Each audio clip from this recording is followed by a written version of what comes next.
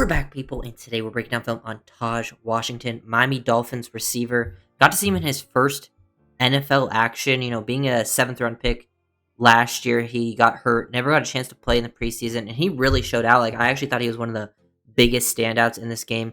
Came away with, only 3 catches, but only did it on 17 snaps. And, a chunk of those snaps were also run plays, so very efficient with his targets as well. Like, all 3 of them were big plays, big moments, had, like, really just solid performance on those plays, making guys miss the quick twitch.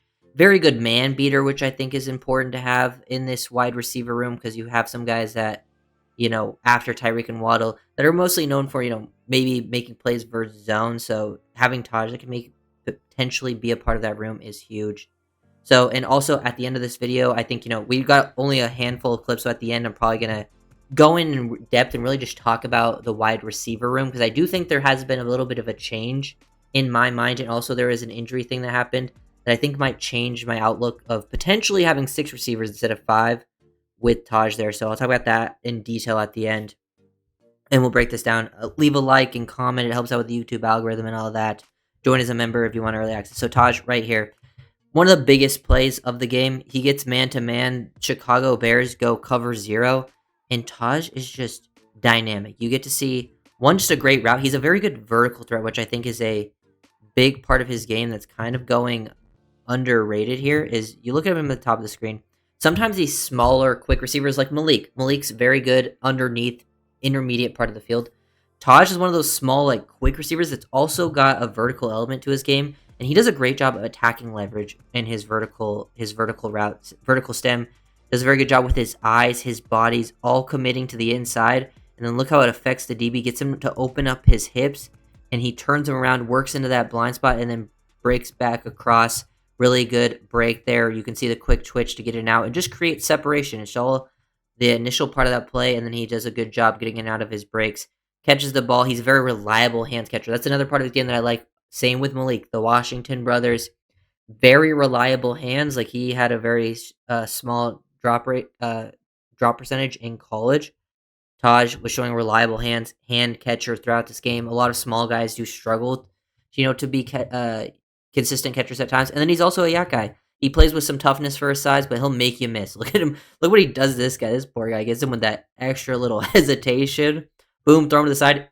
Also puts out the safety to his knees. He took both guys to the ground without even touching them. So impressive. Very dynamic player. And it's exciting to see sometimes guys that were 7th round picks or late round picks, UDFAs, that didn't play at all in year 1. They missed the whole year with an injury. It is a very low percentage that they make the roster. But if there's anyone on the roster that I think could do that, it's Taj. He's one of the few guys that I think would get claimed if he gets cut. So I hope they're able to keep him. Here's really another impressive play. This was his 1 rep with Tua. Nice to see Tua trust him in a big-time situation. Like, they have to convert here, and he throws it out in front, puts a lot of trust in him, and Taj, look at that catch. Fully extended. The ball's, like, kind of low, too, and he does, like, over their hand. The ball's in a weird position where, like, you're not exactly sure what you should do with your hands. He probably should have turned his hands the other way, but the fact that he still hangs on to this full extension, also, like, right there, like, that ball could easily be knocked out, but shows strong grip strength to hang on to it. And then he tucks it away, and look at him roll to that shoulder. A lot of guys right here, if he doesn't roll to his shoulder, that ball could hit the ground too, able to get to his back as quickly as possible. Very impressive catch from Taj. Also, nice route, attacks the outside leverage, break back across on the face. He knows he has, just based on where the guy's playing, he should get open, but very impressed with the finish there. That's a big part of that play. And also like to see that it was, with QB1, who, if he plays in a real game, that's probably who he will be playing with, having, some trust in him there. Here's his other catch that he had. Get him the ball quick in the flat. They're just reading leverage. He's able to get into leverage. He works over the top. You throw the ball to him. He's able to catch it and then instantly turn into a threat. Look at him just stop on a dime, change of direction, make that guy miss, and then get upfield. Still showing, like, you can see, like, he's flexible in that lower half just with the movement skills. Like, obviously this doesn't mean anything in the result of the play, but this just shows you the movement skills that he potentially has. Like, look at the flexibility and the twitch way he moves. He also doesn't go, like, it's not like he instantly goes to the ground on contact either type of guy. Like, here it doesn't matter in this situation, But you can tell he's a guy that will fight through some contact, fall forward, especially for a smaller player. He's willing to, play with that type of ability. And then here's some other routes that he had throughout the game. Didn't have too many other routes. This one, he doesn't create a ton of separation, but I do like his attempt in the route stem of working to the inside, attack inside leverage. I think this linebacker kind of throws off his pace here. I think if he had a little bit of a cleaner, he probably would have created cleaner separation. But he kind of gets that space taken away, so he has to get vertical more than he wants to.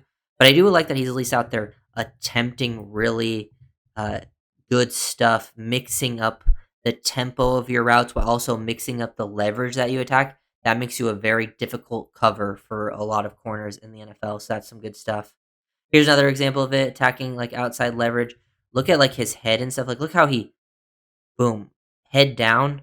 He is really selling vertical here. You wanna sell vertical on pretty much all of your routes. You're trying to sell vertical, except maybe your vertical routes, but even on vertical routes, if you're making everything look the same, it's great.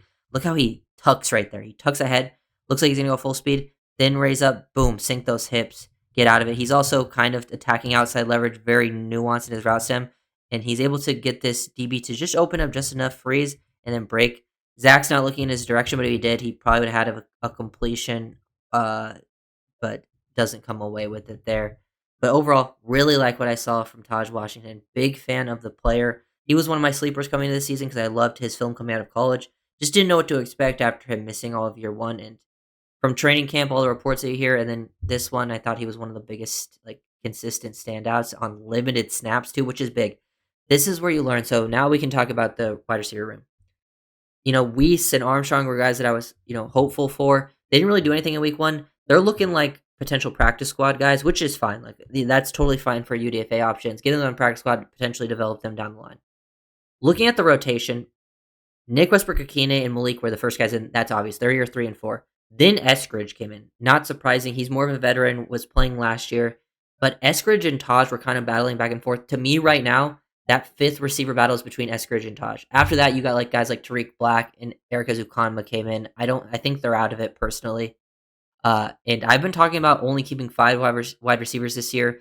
Last year they kept 5. I think in the beginning they actually even kept like 3 or 4 but then they ended up with 5 throughout the year. They've in the past kept 6. I've been saying 5. I think after this week you have to consider 6. And the reason I actually think it's a real possibility is, one, Alexander Madison is out for season, which sucks. Hoping for the best for him. It seemed like he was going to play a role. Dolphins did sign 2 running backs today. It just happened when I'm recording this. This is something. Those 2 guys that they signed, I think, I guess one of them could make the roster, like a Mike Boone, but I think they're more practice squad style running backs. I think now that means you're going to keep 3 running backs. I think what they saw from Ollie Gordon makes them feel comfortable that Gordon can take the Madison role, and then you roll with 3 running backs going into the season and a fullback. They pretty much have always kept 4 running backs and a fullback, and it looked like that was what they were going to do. I don't think they were going to cut Ollie. I don't think they were going to cut Madison. Obviously not Achane or Wright. So I think they were going to roll with 4 and 1 right there. But now with an extra body, I think they keep 3 running backs and 1 fullback. That leaves you an extra spot to go somewhere else. So you keep an extra alignment, an extra receiver, an extra tight end. I think with how Taj and Eskridge are performing right now, they might not want to risk losing one of them, especially if like everyone in that receiver room ahead of them stays healthy. They might end up keeping 6, and I think this becomes a real possibility for them, and that's sort of the big tipping point. That's why it's always tough to predict 53, because injuries just change things drastically, and Madison going down, I think, really will change a different position other than running back. I think it just makes Gordon get bumped up, and then I think another position will get to keep an extra spot, most likely, at least initially. Maybe you end up keeping 4 running backs, but I think that would be a later point in the season.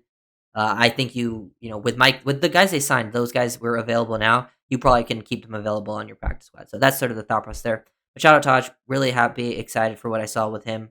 Definitely a guy I'm rooting for. I like both Washingtons a lot. So if you enjoyed the video, like, comment, subscribe.